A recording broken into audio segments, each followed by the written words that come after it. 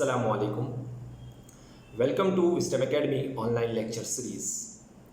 As we all know, our second chapter of Science Part 1, that is periodic classification of element, is already completed. Hope you understand all the concept of that particular chapter. Now we proceed to our third chapter of same Science Part 1. The name of the chapter is Chemical Reaction and Equation. लेकिन student, before doing this, I am going to talk about your study and discuss some important points with you and your parents. So please listen carefully और इस message को अपने दिमाग में ध्यान से बिठा लीजिए. तो स्टूडेंट, बात ये है, हमने अक्सर अपने मैसेज के थ्रू या वीडियो के थ्रू आप लोगों को ये बात कही है कि आप लोग पढ़ाई करना शुरू कर दीजिए. मतलब मैं ये कहना चाह रहा हूँ कि आप लोग वीडियो को देखते हैं, बस आप उतना ही काम कर रहे हैं. कई बार तो ये भी पता चला है कि बहुत से स्टूडेंट ने वीडियो को देखा भी नहीं है. तो मैं आप लोगों से यही कहना चाहता हूँ कि आप लोग वीडियोस को देखने के बाद, पूरे कंसंट्रेशन के साथ देखने के बाद, आप उनके आंसर्स को भी पढ़ना स्टार्ट कर दीजिए. मैं यहाँ आपको एक बात बताना चाहूँगा जो शायद आप लोगों को और आपके पेरेंट्स को एक अजीब सी लगे. मैं बात करना चाहता हूँ हमारे एजुकेशन सिस्टम के बारे में. आप सब जानते हैं कि आपका जो रिज़ल्ट बनता है वो आपके रिटन एग्ज़ामिनेशन के बेस पे बनता है. रिटन एग्ज़ामिनेशन वो चीज़ होती है जो आप पेपर पे प्रेजेंट करते हैं. उस आंसर शीट के थ्रू वो आपके प्रेजेंटेशन को देखते हैं, वो आपके इंटेलिजेंस को चेक नहीं करते. ध्यान से समझिए मेरी बात को. मतलब कि स्टूडेंट, मैं आप लोगों से ये कहना चाह रहा हूँ कि आप लोग बहुत ज़्यादा इंटेलिजेंट हो, लेकिन जब तक आप लोग अपने आंसर शीट पे प्रॉपर वे में आंसर्स को प्रेजेंट नहीं करेंगे, याद करके टेक्स्ट बुक की लैंग्वेज में उसे प्रेजेंट नहीं करेंगे, तो आपको पूरे मार्क्स नहीं मिलते हैं. ये एक कड़वा सच है, लेकिन है. हमारे एजुकेशन सिस्टम में आंसर शीट चेक की जाती है, बच्चे की इंटेलिजेंसी को चेक नहीं करते. इसलिए मैं आपको ये बता दूं कि एट दी एंड आपका रिज़ल्ट ही देखा जाएगा. आप भले ही कॉन्सेप्ट को बहुत अच्छे से समझ गए हो, लेकिन उसको टेक्स्ट बुक की लैंग्वेज में पेपर पर प्रेजेंट करने वाले बच्चे को ही ज़्यादा मार्क्स मिलते हैं. तो मैं आपसे इतना ही कहना चाहूँगा कि आप कॉन्सेप्ट को समझिए, बेशक समझिए, लेकिन साथ में आप उसे कॉन्सेप्ट को आंसर्स के फॉर्म में टेक्स्ट बुक की लैंग्वेज में याद भी करिए. और यही काम आप लोग नहीं कर रहे हैं, जिससे आगे चल के आपका ही नुकसान होगा. मैं आपके साथ साथ आपके पेरेंट्स को भी ये बात कहना चाहूँगा कि वो प्लीज़ अपने बच्चों पर इस बात का ध्यान रखें कि क्या वो प्रॉपर स्टडी कर रहे हैं या नहीं. बहुत से बच्चे ऐसा भी करते हैं कि वो वीडियो को कंसंट्रेशन के साथ देखते भी नहीं हैं. तो ये जिम्मेदारी आप लोगों की बनती है कि आप उसे कंसंट्रेशन के साथ देखें और देखने के बाद उससे रिलेटेड क्वेश्चन आंसर्स को भी याद करें, ताकि स्टूडेंट आगे चलकर आप लोगों को नुकसान ना उठाना पड़े. उम्मीद करता हूँ कि आपको मेरा ये मैसेज समझ में आया होगा. तो आइए हम अपने चैप्टर की तरफ आगे बढ़ते हैं और देखते हैं कि इस चैप्टर में हमें क्या क्या स्टडी करनी है. आइए स्टूडेंट, हम अपने चैप्टर में आगे बढ़ते हैं. In this chapter we will study about only 4 topics. As you see on the screen, the 4 topics are chemical reactions, rules of writing chemical reaction, balancing a chemical equation, and last topic is types of chemical reaction. समझने के लिए, understanding के लिए ये chapter बहुत ही आसान सा लगेगा आपको, लेकिन बहुत ही ज़्यादा इम्पॉर्टेंट है for your further studies in science stream. कहने का मतलब ये है कि स्टूडेंट, हम इस चैप्टर में उन टॉपिक्स को क्लियर करेंगे जिससे आप आगे की केमिस्ट्री को अच्छे से समझ सकते हैं. जैसे कि अगर आप इस चैप्टर में चारों टॉपिक को डिस्कस करें तो पहला टॉपिक केमिकल रिएक्शंस को लेकर के है. मैं इस टॉपिक में आपको ये समझाने की कोशिश करूँगा कि केमिकल रिएक्शंस एक्चुअल में होता क्या है, जो बहुत छोटा सी टॉपिक है. दूसरे topic rules of writing chemical reaction में मैं आप लोगों के साथ इन बातों को डिस्कस करूंगा, जिसमें मैं आपको ये बताऊंगा कि किस तरह से एक केमिकल रिएक्शन को लिखते हैं या प्रेजेंट करते हैं। तीसरा topic balancing a chemical equation, एक बहुत ही ज़्यादा इम्पॉर्टेंट टॉपिक है कि किस तरह से केमिकल इक्वेशंस को लिखने के बाद बैलेंस किया जाता है। आसान सा टॉपिक है अगर आप कुछ चीज़ों को यहाँ समझ लेंगे तो। चौथा और आखिरी टॉपिक होगा टाइप्स ऑफ केमिकल रिएक्शन। तो हम ये देखेंगे कि हमारे इस पोर्शन में कितने टाइप्स के केमिकल रिएक्शन के बारे में बताया गया है। तो आइए स्टूडेंट, इस चैप्टर में हम आगे स्टडी करते हैं, आगे बढ़ते हैं। तो आइए बच्चों, हम अपने पहले टॉपिक को स्टार्ट करते हैं। पहला टॉपिक आपके सामने स्क्रीन पे टेक्स्ट बुक में आपको रेड कलर में विजिबल होगा, केमिकल रिएक्शन। तो हर बार की तरह इस बार भी मैं आपसे ये बात कहना चाहूँगा कि जब हम अपने टॉपिक को स्टार्ट करते हैं तो दिमाग में एक सवाल आता है कि क्या होता है केमिकल रिएक्शन। केमिकल रिएक्शन होने के टाइम आपको इस बात को याद रखना होगा कि उस सब्सटेंस के कॉम्पोजिशन के अंदर चेंज होता है। मतलब कि वो सब्सटेंस जिस किसी भी चीज़ और पार्टिकल का बना हुआ है उसके कॉम्पोजिशन में चेंज होता है। मान लेते हैं हमारे पास एक रॉ मैंगो है, कच्चा आम। कुछ टाइम के बाद उस रॉ मैंगो के अंदर चेंजेस आना शुरू होता है और वो आहिस्ता आहिस्ता पक जाता है, मतलब तैयार हो जाता है। तो आपने देखा कि उस रॉ मैंगो के अंदर जब वो कच्चा था तो वो थोड़ा हार्ड होगा, लेकिन जब वो तैयार हो गया तो उसमें थोड़ी सी सॉफ्टनेस आ जाती है। जब वो कच्चा था तो वो थोड़ा सी टेस्ट में खट्टा होगा, लेकिन जब वो तैयार हो जाता है तो थोड़ा सी मीठा भी हो जाता है। कहने का मतलब ये है स्टूडेंट कि किसी पर्टिकुलर मैटर के अंदर या सब्सटेंस के अंदर जब वो चेंज होता है तो अगर उसके कॉम्पोजिशन में चेंज हुआ तो हम उसे केमिकल रिएक्शन कहते हैं। कॉम्पोजिशन का मतलब ये कि मेरे एग्जाम्पल में जो मैंने कच्चे आम का एग्जाम्पल दिया कि जब वो कच्चा था, रॉ मैंगो के फॉर्म में था, तो उसके कॉम्पोजिशन में जो फॉर्मूलेज होंगे, जैसे कि मैंने टेस्ट की बात किया और उसके हार्डनेस की बात किया और उसके कलर की भी एग्जांपल ले लेते हैं, तो उसके फॉर्मूलेज और उसका कॉम्पोजिशन अलग होगा। लेकिन जब वो पक करके तैयार हो गया तो उसका टेस्ट, उसका कलर और उसकी हार्डनेस चेंज हो जाती है। इसका मतलब उसके मैटर के कॉम्पोजिशन में चेंजेस हुआ, तो हम ऐसे चेंज को केमिकल रिएक्शन कहते हैं। और मैं आपको ये बता दूं कि ये चेंज कराने के लिए जो रिस्पॉन्सिबल फैक्टर है वो इंटरनली केमिकल रिएक्शन ही होता है। तो एक छोटे से एग्जांपल के थ्रू मैंने आपको केमिकल रिएक्शन समझाने की कोशिश किया है। आइए उसे स्क्रीन पे देखते हैं कि किस तरह से उसे टेक्स्ट बुक में समझाया गया है। स्टूडेंट, अगर हम केमिकल रिएक्शन को टेक्स्ट बुक के ज़रिए समझने की कोशिश करें तो आपके टेक्स्ट बुक के पेज नंबर 31 पे जो स्क्रीन पे आप देख रहे हैं, उस स्क्रीन पे जो फर्स्ट पैराग्राफ है उसके थर्ड लास्ट लाइन में आप कुछ लाइंस को पढ़ेंगे तो आपको थोड़ा आइडिया मिल जाएगा कि मैंने क्या समझाया हूँ। आपके लिए मैं वो लाइंस यहाँ पे रीड कर देता हूँ। If the composition of matter changes during a process then it is called a chemical change. ध्यान से सुनिएगा, if the composition of matter changes during the process then it is called a chemical change.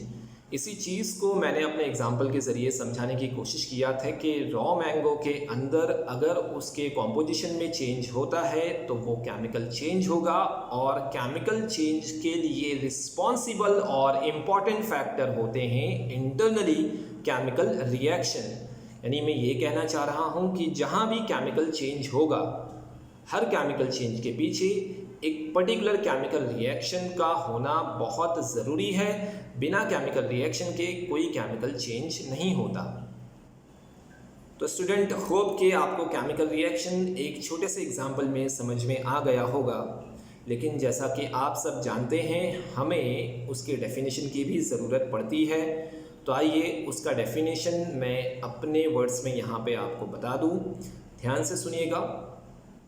Chemical reaction is defined as the factor which changes the composition of matter permanently during a chemical change. ध्यान से सुनिएगा और इसे याद भी कर लीजिएगा। इस डेफिनेशन को मैंने अपने वर्ड्स में यहाँ पर एक्सप्लेन किया हूँ, क्योंकि आपकी टेक्स्ट बुक में केमिकल रिएक्शन का कोई प्रॉपर डेफिनेशन नहीं दिया हुआ है। एक बार फिर आप उसे रिपीट करके सुन लीजिएगा। आइए हम अपने सिलेबस में आगे बढ़ते हैं और देखते हैं कि केमिकल रिएक्शन के बारे में और क्या एग्जाम्पल है। अगर मैं आपकी टेक्स्ट बुक की बात करूं तो टेक्स्ट बुक में बहुत सारे केमिकल चेंजेस के एग्जाम्पल दे करके आपको केमिकल रिएक्शन समझाने की कोशिश की गई है। बहुत सी एक्टिविटीज़ हैं जो आप टेक्स्ट बुक में ऑब्जर्व कर सकते हैं और उसी एक्टिविटीज़ से आपको केमिकल रिएक्शन आसानी से समझ में आ जाएगा। तो स्टूडेंट, जैसा कि मैंने आपको बताया कि केमिकल रिएक्शन में जो सब्सटेंस होते हैं उसके कॉम्पोजिशन में परमानेंटली चेंज होता है। तो कुछ ऐसे भी रिएक्शन होंगे जिसके कॉम्पोजिशन में परमानेंटली चेंज नहीं होता है, तो ऐसे चेंज को हम फिज़िकल चेंज कहते हैं। तो हम ये कंक्लूड कर सकते हैं कि हमारे पास चेंज दो टाइप के होते हैं, एक टेम्पररी चेंज होता है और एक परमानेंट चेंज होता है। तो परमानेंट चेंज को हमने आज के टॉपिक में स्टार्ट किया था, जिसे हम केमिकल रिएक्शन के नाम से भी हम जानते हैं, और टेम्पररी चेंज जो होता है उसे हम फिज़िकल चेंज के नाम से जानते हैं। तो हम ये समझ चुके हैं कि हमारे पास टोटल दो चेंज होते हैं। उसे मैं अपनी स्लाइड्स में यहाँ पे प्रेजेंट कर दूँ। आप देख रहे होंगे कि टेम्पररी चेंज जो होता है उसके अंदर जो सब्सटेंस होता है वो अपनी प्रॉपर्टी को रिटेन कर सकता है, लेकिन जो परमानेंट चेंजेस होते हैं उनके अंदर substance does not retain its property. आप एग्जाम्पल देख रहे होंगे, ये वो एग्जाम्पल है जो कुछ देर पहले मैं आपको समझा रहा था। रॉ मैंगो का एग्जाम्पल हमारे केमिकल चेंज में आता है, यानी कि केमिकल रिएक्शन में, और आइस टर्न्स इनटू वाटर, ये हमारा एक फिज़िकल चेंज है जिसमें हम अपने ओरिजिनल सब्सटेंस को यानी कि रिएक्टेंट को वापस से रिटेन कर सकते हैं। हम वाटर को फ्रीज़ कर दें तो आइस बन जाएगा, इसलिए उसे फिज़िकल चेंज का नाम दिया जाता है। लेकिन हम पके हुए आम को वापस से कच्चे आम में रिटेन नहीं कर सकते, इसलिए ऐसे चेंज को केमिकल चेंज कहा जाता है। तो आप समझ चुके होंगे कि केमिकल चेंज क्या है और फिज़िकल चेंज क्या है। ज़्यादा कोई मुश्किल टॉपिक नहीं है। आइए स्क्रीन पे आगे देखते हैं कि और क्या चीज़ें हैं इसके समझने के लिए। तो हम यहाँ कुछ ग्राफिक्स के थ्रू ये समझने की कोशिश कर रहे हैं कि वो फिज़िकल चेंज है या केमिकल चेंज। तो पहला क्वेश्चन आपके सामने है, मेल्टिंग ऑफ आइसक्रीम। अब आप ये आसानी से बता सकते हैं कि ये कौन सा चेंज है। आइसक्रीम मेल्ट होगी, हम उसे वापस से फ्रीज़ कर सकते हैं, इसलिए वो एक फ़िज़िकल चेंज होगा।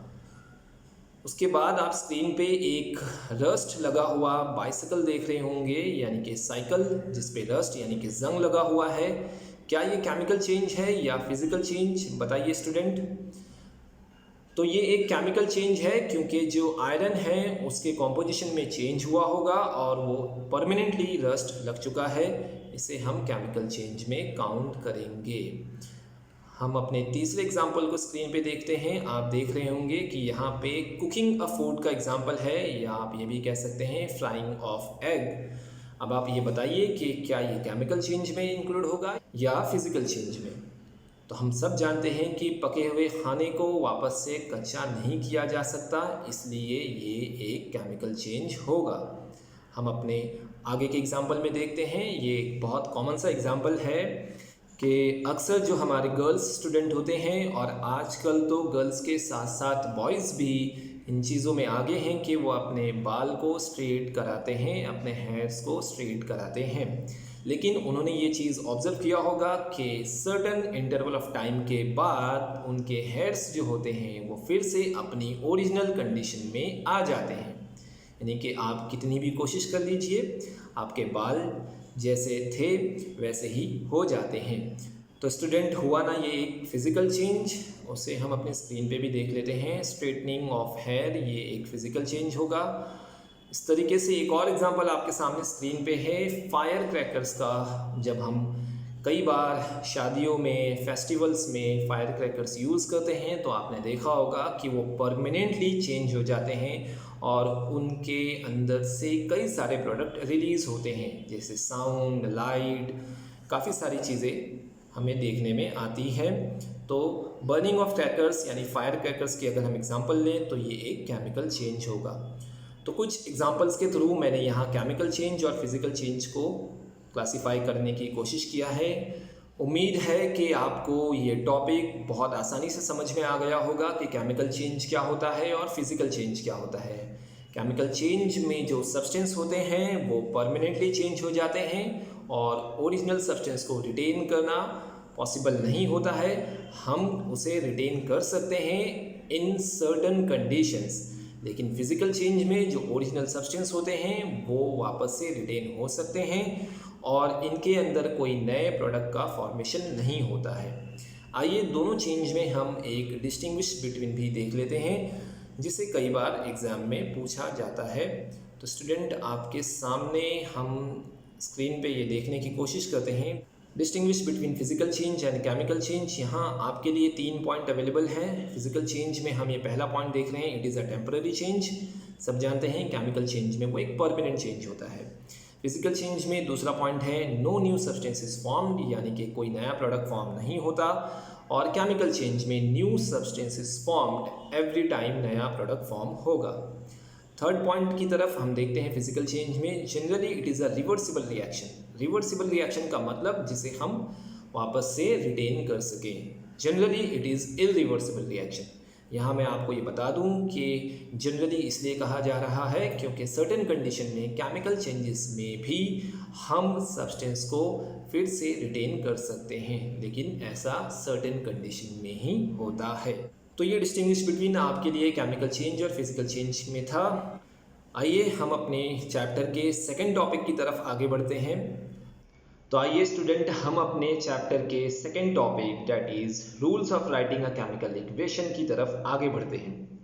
लेकिन बच्चों, मैं आपको ये बता दूं कि केमिकल इक्वेशन को लिखने के जो रूल्स हैं उसे समझने से पहले आपको ये समझना पड़ेगा कि केमिकल इक्वेशन किसे कहते हैं।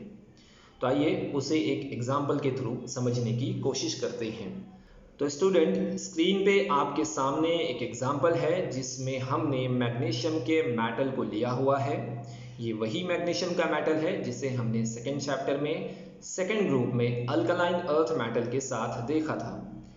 तो अगर हम इस मैग्नीशियम के मेटल को बर्न करें, यानी कि हम इसे जलाएं, तो जलाने का मतलब ये होगा कि ये ऑक्सीजन के साथ कंबाइन होगा।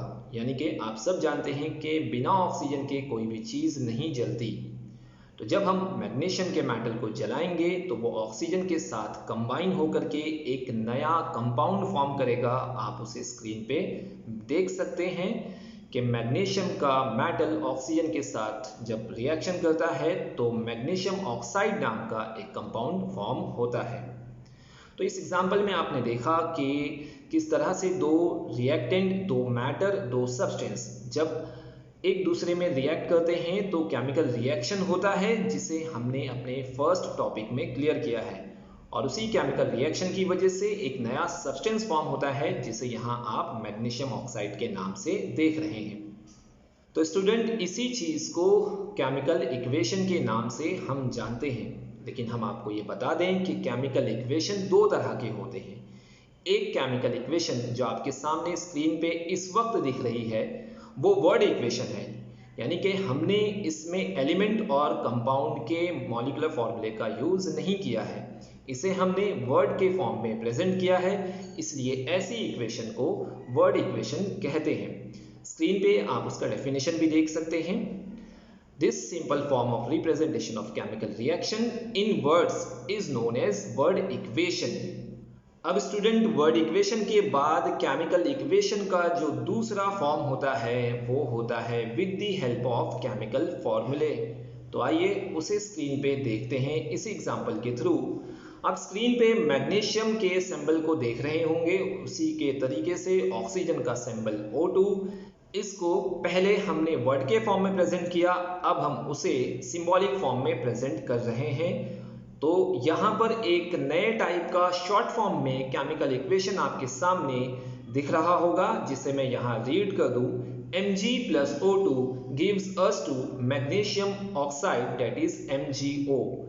तो स्टूडेंट, देखा आपने कि किस तरह से सबसे पहले केमिकल रिएक्शन को अगर हम वर्ड के फॉर्म में प्रेजेंट करें तो उसी इक्वेशन को वर्ड इक्वेशन कहते हैं। एंड देन अगर उस वर्ड इक्वेशन को हम मॉलिक्यूलर फॉर्मूला और सिंबॉलिक फॉर्म में रिप्रेजेंट कर दें तो उसे हम केमिकल इक्वेशन के नाम से जानते हैं। आप यहाँ पे स्क्रीन पे उसका डेफिनेशन भी देख सकते हैं। ये रहा उसका डेफिनेशन।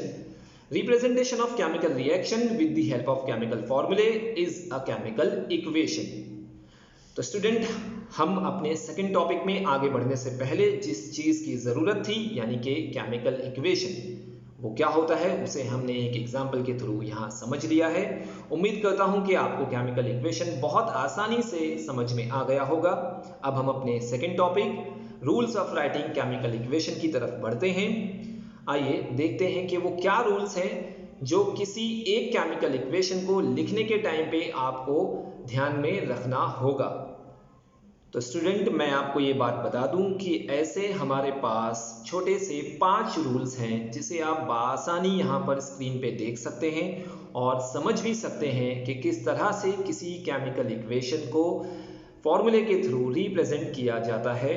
आपके सामने स्क्रीन पे रिएक्टेंट दिख रहा होगा जिसे हम लेफ्ट हैंड साइड लिखते हैं, और मैं आपको रिएक्टेंट भी समझा दूं कि रिएक्टेंट उन्हें कहा जाता है जो किसी केमिकल रिएक्शन में इन्वॉल्व होते हैं, और इन्वॉल्व होने के बाद जो नई चीज़ बनेगी उसे हम प्रोडक्ट के नाम से जानते हैं, जिसे हम अपने केमिकल इक्वेशन में राइट हैंड साइड की तरफ लिखते हैं। और उसे आप यहाँ पर स्क्रीन पे देख सकते हैं कि हमारे पिछले एग्जाम्पल में जो मैग्नीशियम और ऑक्सीजन जो थे वो रिएक्टेंट थे जिसे हमने लेफ्ट हैंड साइड लिखा था, और जो प्रोडक्ट फॉर्म हुआ था मैग्नीशियम ऑक्साइड का उसे हमने राइट हैंड साइड पे लिखा था। तो किसी भी केमिकल इक्वेशन को लिखने के लिए ये दो साइड आपके सामने प्रेजेंट है, लेफ्ट हैंड साइड पे रिएक्टेंट साइड और राइट हैंड साइड पे प्रोडक्ट।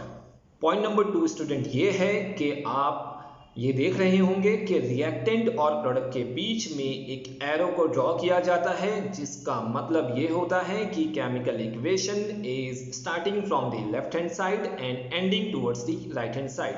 मतलब कि ये एरो रिप्रेजेंट करता है direction of the chemical equation. तो ये स्टूडेंट आपके सामने दूसरा पॉइंट था। और तीसरे पॉइंट में आप ये देख सकते हैं कि अगर किसी केमिकल इक्वेशन में 2 या उससे ज़्यादा रिएक्टेंट हो या प्रोडक्ट हो तो उनको सेपरेट करने के लिए उनके बीच में प्लस की साइन का यूज़ किया जाता है। और अब आप इसे स्क्रीन पे देख भी रहे होंगे। आपने देखा कि मैग्नीशियम और ऑक्सीजन 2 रिएक्टेंट हैं, तो इन्हें सेपरेट करने के लिए और उनका कॉम्बिनेशन दिखाने के लिए प्लस की साइन का यूज़ किया गया है। अगर इसी तरह से प्रोडक्ट साइड पे भी 2 या उससे ज़्यादा प्रोडक्ट फॉर्म होते तो हम उसे सेपरेट करने के लिए प्लस की साइन का यूज़ करते। तो 3 पॉइंट स्टूडेंट आपको समझ में आ गए होंगे। हम अपने चौथे पॉइंट की तरफ बढ़ते हैं। मैं आपका ध्यान एरो के ऊपर की तरफ ले जाना चाहूँगा जहाँ पर आप एक फ्लेम देख रहे होंगे।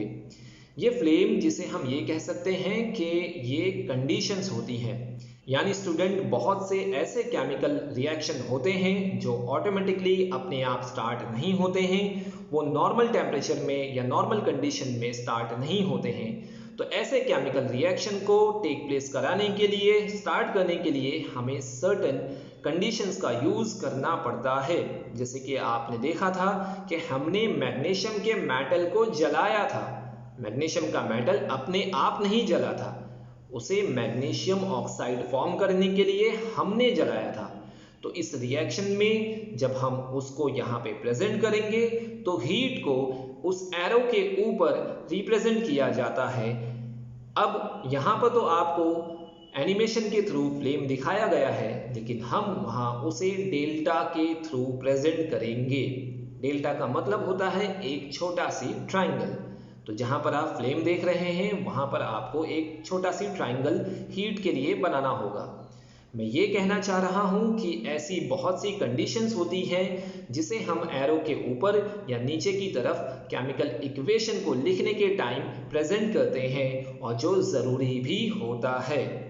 तो स्टूडेंट, हमारे 4 पॉइंट यानी कि 4 रूल्स कंप्लीट हो चुके हैं। आइए हम 5वें और आखिरी रूल्स की तरफ बढ़ते हैं और आप उसे स्क्रीन पे देख रहे होंगे। तो स्टूडेंट, 5वें और आखिरी रूल में ये बताया गया है कि जब आप किसी केमिकल इक्वेशन को पूरी तरीके से लिख चुके हों तो उसे और ज़्यादा इंफॉर्मेटिव बनाने के लिए रिएक्टेंट साइड पे और प्रोडक्ट साइड पे जो चीज़ प्रेजेंट है उनकी फिजिकल स्टेट को इंडिकेट करने के लिए उनके नीचे स्मॉल अल्फ़ाबेट का यूज़ किया जा सकता है। जैसे कि आप स्क्रीन पे देख रहे होंगे कि मैग्नीशियम को हमने सॉलिड फॉर्म में लिया था, इसलिए उसे ब्रैकेट में एस लिखकर इंडिकेट किया गया है। उसी तरीके से आप सब जानते हैं कि ऑक्सीजन एक गैस होता है, इसलिए उसे जी से इंडिकेट किया गया है। और जो प्रोडक्ट फॉर्म हुआ है मैग्नीशियम ऑक्साइड का, वो एक सॉलिड है, इसलिए उसे एस से इंडिकेट किया गया है। तो ये वो 5 रूल्स हैं जिसे हम यूज़ करते हैं किसी भी केमिकल इक्वेशन को लिखने के लिए। छठे रूल्स को हम यहाँ पर इस तरीके से बोल सकते हैं कि अगर आपको केमिकल इक्वेशन कंप्लीट लिखने के बाद सभी रिएक्टेंट और प्रोडक्ट के नाम आपको पता हो तो नीचे ब्रैकेट में उनके नाम भी लिख दें तो और बहुत अच्छी बात होगी। तो स्टूडेंट ये वो पॉइंट थे जिसे हम रूल्स के नाम से जानते हैं। आइए उसे स्क्रीन पे एक बार फिर रिवाइज कर लेते हैं। ये रहा आपका हेडिंग, ऊपर की तरफ आप देख रहे होंगे steps involve in writing a chemical equation. अब इसमें से सबसे पहला वही रूल था, रिएक्टेंट लेफ्ट हैंड साइड पे, प्रोडक्ट राइट हैंड साइड पे। Point number 2, reactant and product को सेपरेट करेंगे एरो के थ्रू, यानी कि रिएक्टेंट और प्रोडक्ट के बीच में एक एरो होगा जो वो इंडिकेट करेगा कि chemical equation start from the left hand side and and towards the right hand side. Point number 3, अगर 2 या 2 से ज़्यादा रिएक्टेंट हो या प्रोडक्ट हो तो उसे हम सेपरेट करते हैं प्लस की साइन से, जो आप यहाँ पे इस वक्त स्क्रीन पे देख रहे होंगे। पॉइंट नंबर 4 आपके सामने स्टूडेंट ये रहा, कंडीशंस, जिसे हम मेंशन करते हैं एरो के ऊपर या एरो के नीचे। और पॉइंट नंबर 5, जैसा कि मैंने आपको बताया कि अगर आप केमिकल इक्वेशन को लिख चुके हों तो रिएक्टेंट और प्रोडक्ट के नीचे उनके फिजिकल स्टेट को मेंशन कर दिया जाता है स्मॉल अल्फ़ाबेट से। तो स्टूडेंट ये वो 5 पॉइंट जो यूज़ होते हैं किसी भी केमिकल इक्वेशन को लिखने के लिए। तो ये था हमारा सेकेंड टॉपिक इस चैप्टर का, rules of writing a chemical equation. उम्मीद करता हूँ बहुत आसान सा टॉपिक था जो आपको आसानी से समझ में आ गया होगा। अब हम बढ़ते हैं अपने तीसरे टॉपिक की तरफ। तो आइए स्टूडेंट हम अपने चैप्टर के तीसरे टॉपिक की तरफ बढ़ते हैं और वो तीसरा टॉपिक आपके सामने स्क्रीन पे इस वक्त ये रहा, balancing a chemical equation. Student balancing a chemical equation एक इम्पॉर्टेंट टॉपिक है ताकि आप आगे की स्टडीज़ में जब कभी आप केमिस्ट्री पढ़ें तो केमिकल इक्वेशन को बआसानी समझ सकते हैं कि उसका रियल मतलब क्या होता है। बैलेंसिंग को समझने के लिए बहुत ज़्यादा प्रैक्टिस की ज़रूरत होती है और सबसे इम्पॉर्टेंट ये है कि हम एलिमेंट्स के सिंबल्स और कंपाउंड्स के मॉलिक्यूलर फॉर्मूले को बहुत अच्छे से याद कर लें, तब आपको केमिकल इक्वेशन को बैलेंस करना बहुत आसान हो जाएगा। आइए मैं अपने तरीके से यहाँ पे कुछ कोशिश करता हूँ, उम्मीद करता हूँ कि मेरी ये कोशिश कामयाब होगी। आइए हम देखते हैं कि किसी इक्वेशन को किस तरह से बैलेंस किया जाता है। हम यहाँ कुछ एग्जाम्पल लेंगे केमिकल इक्वेशन के और उसे सबसे पहले इम्बैलेंस फॉर्म में लिखेंगे और उसके बाद मैं आपको ये बताता चलूँगा कि किस तरह से उसे पहले काउंट करते हैं एंड देन फिर उसे बैलेंस करते हैं। तो आइए हम उसे स्क्रीन पे देखते हैं। स्क्रीन पे आप अपना केमिकल इक्वेशन देख रहे होंगे जो हमने एग्जांपल में लिया था, magnesium plus oxygen gives us to magnesium oxide. अब सबसे पहले स्टूडेंट आपको ये समझना ज़रूरी है कि क्या ये इक्वेशन बैलेंस है या नहीं, यानी आपको ये समझना बहुत ज़रूरी है कि बैलेंसिंग कहते किसको हैं। बैलेंसिंग का मतलब होता है स्टूडेंट कि हमारे केमिकल इक्वेशन में 2 साइड होते हैं, लेफ्ट हैंड साइड और right hand side.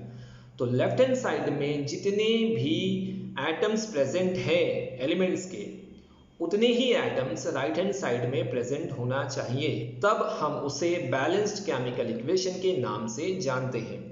Actually balancing को जज किया जाता है एटॉमिक मासेस के बेस पे, लेकिन मैं यहाँ आपको शॉर्टकट तरीके से ये बता दूँ कि बैलेंसिंग को जज करने के लिए हम नंबर ऑफ एटम्स को लेफ्ट हैंड साइड में काउंट करेंगे, डेट इज रिएक्टेंट साइड पे काउंट करेंगे, और सेम एलिमेंट्स के नंबर ऑफ एटम्स को हम प्रोडक्ट साइड पे यानी कि राइट हैंड साइड पे काउंट करेंगे। और अगर एक एलिमेंट के काउंटिंग लेफ्ट हैंड साइड पे और राइट हैंड साइड पे सेम होती है तब हम ये कह सकते हैं कि वो इक्वेशन बैलेंस इक्वेशन होगा। आइए उसे यहाँ समझने की कोशिश करते हैं। तो सबसे पहले मैं इस इक्वेशन को काउंट कर लेता हूँ। आप लेफ्ट हैंड साइड पे यानी कि रिएक्टेंट साइड पे आप ऑब्जर्व कर रहे होंगे तो मैग्नीशियम की क्वांटिटी 1 है, लेकिन ऑक्सीजन की क्वांटिटी 2 है। अब हम इन्हीं चीज़ों को राइट हैंड साइड पे काउंट कर लेते हैं। राइट हैंड साइड पे मैग्नीशियम ऑक्साइड के कंपाउंड में मैग्नीशियम की क्वांटिटी भी 1 है और ऑक्सीजन की क्वांटिटी भी 1 है। तो स्टूडेंट आपको डिफरेंस किस में दिखा? ऑक्सीजन में, यानी इस इक्वेशन में ऑक्सीजन इम्बैलेंस है। रिएक्टेंट साइड पे ऑक्सीजन की क्वांटिटी 2 है और प्रोडक्ट साइड पे ऑक्सीजन की क्वांटिटी 1 है। अब हमारा टारगेट ये होगा कि ये दोनों तरफ बैलेंस हो जाए। तो आइए देखते हैं उसे बैलेंस करने के लिए हम क्या कर सकते हैं। बैलेंस करने के लिए हम मैग्नीशियम ऑक्साइड के कोएफिशिएंट में 2 का नंबर प्रेजेंट करेंगे। स्टूडेंट मैं आपको ये बता दूं कि ये नंबर 2 जो हमने मैग्नीशियम ऑक्साइड के कोएफिशिएंट में लिखा है उसे हम ऑक्सीजन के नीचे यानी जो मैग्नीशियम ऑक्साइड का फॉर्मूला है राइट हैंड साइड पे प्रोडक्ट साइड पे हम ऑक्सीजन के नीचे डायरेक्टली उसे मेंशन नहीं कर सकते हैं। अगर आप उसे ऑक्सीजन के नीचे मेंशन करेंगे तो उसका केमिकल फॉर्मूला चेंज हो जाएगा और फिर वो पूरा इक्वेशन रॉन्ग हो जाएगा। कहने का मतलब ये है कि जब भी आप किसी केमिकल इक्वेशन को बैलेंस करना स्टार्ट करें तो जो भी नंबर्स आप प्रेजेंट करेंगे वो सारे नंबर कोएफिशिएंट में लिखे जाते हैं। आप किसी भी कंपाउंड और एलिमेंट के मॉलिक्यूलर फॉर्मूले को चेंज नहीं कर सकते। इसलिए स्टूडेंट आप ये देख रहे होंगे कि ऑक्सीजन को बैलेंस करने के लिए नंबर 2 को हमने मैग्नीशियम ऑक्साइड के कोएफिशिएंट में लिखा है। और अब आप ये सब जानते हैं कि बेसिक मैथ्स के रूल के हिसाब से अगर हम किसी नंबर को कोएफिशिएंट में लिखें तो वो नंबर उन सारे वेरिएबल्स को मल्टीप्लाई करता है। बिल्कुल उसी तरीके से यहाँ भी ये 2 नंबर मैग्नीशियम को भी मल्टीप्लाई करेगा और ऑक्सीजन को भी मल्टीप्लाई करेगा। तो इस 2 के मल्टीप्लाई की वजह से ऑक्सीजन तो बैलेंस हो जाएगा लेकिन उसका इफेक्ट मैग्नीशियम पे भी गया। और अब आपने देखा कि राइट हैंड साइड पे प्रोडक्ट साइड पे मैग्नीशियम के एटम्स की क्वांटिटी 2 हो चुकी है और लेफ्ट हैंड साइड पे मैग्नीशियम अकेला प्रेजेंट है। तो स्टूडेंट हमें मैग्नीशियम को भी बैलेंस करना पड़ेगा और अब हम मैग्नीशियम के कोएफिशिएंट में भी 2 लिखेंगे। तब आप ये देख सकते हैं कि ये हमारा एक बैलेंस केमिकल इक्वेशन है। अब आप अगर दोनों तरफ के एटम्स को काउंट करेंगे तो उनकी क्वांटिटी सेम होगी। मैं एक बार आप लोगों के लिए फिर से काउंट कर देता हूँ। आप यहाँ देख रहे हैं कि मैग्नीशियम की क्वांटिटी लेफ्ट हैंड साइड में भी 2 है और राइट हैंड साइड में भी 2 है और ऑक्सीजन की क्वांटिटी लेफ्ट हैंड साइड में 2 है और राइट हैंड साइड में जो मैग्नीशियम ऑक्साइड के कोएफिशिएंट में 2 लिखा हुआ है वही 2 ऑक्सीजन को भी मल्टीप्लाई करेगा। तो इसलिए ऑक्सीजन की क्वांटिटी भी 2 हो जाएगी। तो स्टूडेंट इस तरह से हम किसी केमिकल इक्वेशन को बैलेंस कर सकते हैं। ये एग्जाम्पल्स के थ्रू यहाँ मैं समझाने की कोशिश कर रहा हूँ। आइए एक और एग्जाम्पल्स आपके लिए यहाँ लेते हैं। आप इस एग्जाम्पल में देख रहे होंगे कि हाइड्रोजन का एलिमेंट और क्लोरीन का जो एलिमेंट है उन दोनों का आपस में रिएक्ट कराया गया है और रिएक्टेंट में हाइड्रोजन और क्लोरीन जब आपस में रिएक्ट करेंगे तो प्रोडक्ट फॉर्म होगा हाइड्रोक्लोरिक एसिड का जिसका फॉर्मूला HCl होता है। अब इसे पहले हम काउंट कर लेते हैं कि ये बैलेंस है या इम्बैलेंस है। सबसे पहले हम लेफ्ट हैंड साइड में देखते हैं तो हाइड्रोजन की क्वांटिटी 2 है, राइट हैंड साइड में हाइड्रोजन की क्वांटिटी सिंगल यानी कि 1 है उसी तरीके से लेफ्ट हैंड साइड में क्लोरीन के एटम्स की क्वांटिटी भी 2 है और राइट हैंड साइड में प्रोडक्ट साइड पे क्लोरीन के एटम्स की क्वांटिटी भी 1 है। तो पता ये चला कि ये पूरा इक्वेशन इम्बैलेंस है। अब हम इसे बैलेंस करने की कोशिश करते हैं। तो आइए स्टूडेंट, सबसे पहले हम यहाँ पर देखते हैं कि अगर हम हाइड्रोक्लोरिक एसिड के कोएफिशिएंट में 2 लिख दें तो उस 2 का इफेक्ट हाइड्रोजन पे भी हो जाएगा और क्लोरीन पे भी हो जाएगा। जिस तरीके से मैथ्स में ब्रैकेट के बाहर अगर कोई कोएफिशिएंट प्रेजेंट होता है तो ब्रैकेट के अंदर के सारे टर्म्स को मल्टीप्लाई करता है, बिल्कुल उसी तरीके से यहाँ भी ये 2 हाइड्रोजन को भी मल्टीप्लाई करेगा और क्लोरीन के एटम्स को भी मल्टीप्लाई करेगा। उसका इफेक्ट ये होगा कि यहाँ पर हाइड्रोजन की क्वांटिटी भी 2 हो जाएगी और क्लोरीन की क्वांटिटी भी 2 हो जाएगी। तो इस तरीके से ये इक्वेशन बैलेंस हो जाएगा। इसे एक बार आप काउंट कर लीजिए और तसल्ली कर लीजिए। आप देख सकते हैं कि हाइड्रोजन 2 है तो प्रोडक्ट साइड पे भी 2 है, क्लोरीन अगर रिएक्टेंट साइड पे 2 है तो अब वो प्रोडक्ट साइड पे भी 2 हो चुका है। आइए एक और एग्जांपल आपके लिए लेते हैं। सल्फर डाइऑक्साइड का रिएक्शन अगर हम हाइड्रोजन सल्फाइड गैस से करें तो प्रोडक्ट में हमें सल्फर और वाटर का मॉलिक्यूलर फॉर्मूला अवेलेबल होगा। तो ये तीसरा इक्वेशन जिसमें मैंने कुछ कंपाउंड्स के नाम आपके सामने यहाँ कहे हैं। सबसे पहला जो कंपाउंड आप देख रहे हैं from left hand side sulphur dioxide होता है। दूसरा जो H2S है उसे हम हाइड्रोजन सल्फाइड गैस के नाम से जानते हैं और आप प्रोडक्ट साइड पे इन दोनों के रिएक्शन की वजह से जो प्रोडक्ट बनेंगे उसमें सल्फर एक एलिमेंट है जो सेपरेट होगा और कुछ अमाउंट ऑफ वाटर भी यहाँ अवेलेबल होगा। अब सबसे पहले इसे काउंट करके देख लेते हैं कि क्या ये बैलेंस इक्वेशन है या इम्बैलेंस इक्वेशन है। काउंटिंग में हम स्टार्ट करते हैं सल्फर से। सल्फर को यहाँ पर इंडिकेट किया गया है S से। आप रिएक्टेंट साइड पे देख सकते हैं कि 2 बार S प्रेजेंट है, एक बार S सल्फर डाइऑक्साइड में है और एक एटम हाइड्रोजन सल्फाइड में है। तो सल्फर डाइऑक्साइड का एक सल्फर और हाइड्रोजन सल्फाइड का एक सल्फर मिला करके 2 सल्फर हो गए रिएक्टेंट साइड में। क्या प्रोडक्ट साइड पे 2 सल्फर अवेलेबल हैं? तो आप देख सकते हैं प्रोडक्ट साइड पे सिर्फ S लिखा हुआ है, इसका मतलब वहां पर एक सल्फर है। तो सल्फर इम्बैलेंस है, इसका आपको ध्यान रखना है। सल्फर के बाद हम ऑक्सीजन को चेक कर लेते हैं। तो ऑक्सीजन रिएक्टेंट साइड पे O2 लिखा हुआ है, इसका मतलब ऑक्सीजन के 2 एटम हैं। प्रोडक्ट साइड पे अगर हम देखें तो ऑक्सीजन के नीचे और उसके कोएफिशिएंट में भी कुछ नहीं लिखा हुआ है, इसका मतलब प्रोडक्ट साइड पे ऑक्सीजन की क्वांटिटी 1 है। तो यहाँ ऑक्सीजन भी इम्बैलेंस हुआ। अब आते हैं हम अपने तीसरे एलिमेंट की तरफ जिसका नाम हाइड्रोजन है। अगर हम हाइड्रोजन को रिएक्टेंट साइड पे देखें तो उसके नीचे 2 लिखा हुआ है, वो इंडिकेट करता है कि हाइड्रोजन का एटम 2 की क्वांटिटी में है रिएक्टेंट साइड पे। अगर हम उसे प्रोडक्ट साइड पे ऑब्जर्व करें तो उसके नीचे H के नीचे 2 लिखा हुआ है, वो इंडिकेट करता है कि यहाँ भी हाइड्रोजन के 2 एटम प्रेजेंट हैं। तो हाइड्रोजन बैलेंस है लेकिन बाकी के दूसरे एलिमेंट इम्बैलेंस है। आइए कोशिश करते हैं इस इक्वेशन को बैलेंस करने की।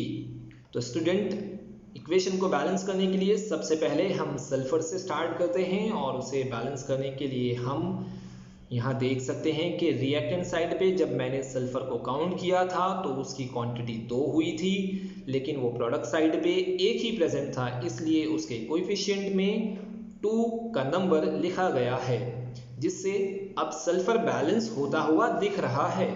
आइए हम आगे बढ़ते हैं और देखते हैं कि इस इक्वेशन में क्या क्या चेंजेस आते हैं। हम उसके बाद बढ़ते हैं ऑक्सीजन की तरफ। अगर हम ऑक्सीजन को बैलेंस करने के लिए सोचते हैं तो सबसे पहले ऑक्सीजन को रिएक्टेंट साइड पे हमने काउंट किया था कि उसकी क्वांटिटी 2 थी और हमने जब उसे प्रोडक्ट साइड पे काउंट किया था तो उसकी क्वांटिटी 1 थी। तो उस 1 को 2 करने के लिए हम ऑक्सीजन के नीचे 2 नहीं लिख सकते, इसलिए उस 2 को हम उसके मॉलिक्यूलर फॉर्मूले के आगे लिखना पड़ेगा। तो आप यहाँ देख रहे होंगे कि जो 2 हमने यहाँ लिखा है वो 2 ऑक्सीजन को तो मल्टीप्लाई करेगा ही करेगा, साथ में उसका इफेक्ट हाइड्रोजन पर भी आएगा। जैसे कि मैंने अभी आपको बताया कि ब्रैकेट के बाहर का नंबर ब्रैकेट के अंदर प्रेजेंट सारे टर्म्स को मल्टीप्लाई करता है, बिल्कुल उसी तरीके से यहाँ भी होगा। तो स्टूडेंट, ऑक्सीजन तो बैलेंस हो गया था, लेकिन इफेक्ट कहाँ पर आया? हाइड्रोजन पे। जब हाइड्रोजन के आगे लिखा हुआ कोएफिशिएंट का 2 हाइड्रोजन से मल्टीप्लाई होगा तो वो 2 से मल्टीप्लाई हो करके प्रोडक्ट साइड पे हाइड्रोजन की क्वांटिटी को 4 कर देगा, 2 2 जा 4। अब हम ये देखते हैं कि क्या हाइड्रोजन रिएक्टेंट साइड पे 4 की क्वांटिटी में था? तो नहीं, वहां पर वो 2 की क्वांटिटी में था। अब हम रिएक्टेंट साइड पे जाएंगे और उस 2 हाइड्रोजन को 4 करने की कोशिश करेंगे। तो बताइए स्टूडेंट, उस 2 के हाइड्रोजन को हम 4 कैसे कर सकते हैं? क्या मैं H2 के नीचे लिखा हुआ 2 हटा के वहां 4 लिख दूं? ऐसा पॉसिबल नहीं हो सकता। आप उसके मॉलिक्यूलर फॉर्मूले को चेंज नहीं कर सकते। आप जो भी नंबर लिखेंगे कोएफिशिएंट में लिखेंगे। तो स्टूडेंट, आइए हम देखते हैं कि किस तरह से हाइड्रोजन को बैलेंस किया गया। 4 करने के लिए हमने यहाँ पर भी रिएक्टेंट साइड पे हाइड्रोजन सल्फाइड H2S के कोएफिशिएंट में 2 का नंबर लिख दिया, जिसका इफेक्ट हाइड्रोजन पे तो आएगा ही आएगा, 2 2 जा 4 बैलेंस हो जाएगा, लेकिन साथ में उसका इफेक्ट सल्फर पे भी जाएगा, जो आप स्क्रीन पे देख रहे हैं। अब हम एक बार फिर सल्फर की क्वांटिटी को गिनेंगे। अब सल्फर की क्वांटिटी रिएक्टेंट साइड पे 3 हो चुकी, जो इसके पहले 2 थी, मल्टीप्लिकेशन की वजह से वो 3 हो गई। एक एटम सल्फर डाइऑक्साइड में प्रेजेंट है और अभी 2 एटम हाइड्रोजन सल्फाइड में प्रेजेंट हैं। तो 1 और 2 को मिला के टोटल सल्फर के एटम्स की क्वांटिटी रिएक्टेंट साइड पे 3 हो गई, लेकिन हमने प्रोडक्ट साइड पे उसे जब बैलेंस किया था तो 2 लिखा था, इसलिए इक्वेशन इम्बैलेंस हो गया। अब फिर से बैलेंस करने के लिए हम उस 2 को हटाकर उसकी जगह पर हम 3 का नंबर लिखेंगे और इस तरह से ये हमारा इक्वेशन बैलेंस हो जाएगा। एक बार आप इसे काउंट कर सकते हैं और देख सकते हैं कि क्या ये इक्वेशन बैलेंस है या नहीं। तो स्टूडेंट, उम्मीद करता हूं कि आपको किसी इक्वेशन को बैलेंस किस तरह किया जाता है वो इन 3 एग्जाम्पल्स के थ्रू समझ में आया होगा।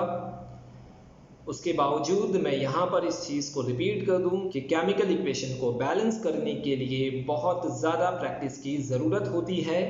प्रैक्टिस आप इस तरह से कर सकते हैं कि आपके टेक्स्ट बुक में जितने भी केमिकल इक्वेशंस लिखे हैं उसे आप पहले इम्बैलेंस फॉर्म में लिखें, मतलब कि उसे इस तरह से लिखें जैसे कि कोएफिशिएंट में कोई नंबर ना हो, और फिर उसे बैलेंस करने की कोशिश करें, प्रैक्टिस करें, तब आप केमिकल इक्वेशन को बैलेंस करने में भी एक्सपर्ट हो सकते हैं।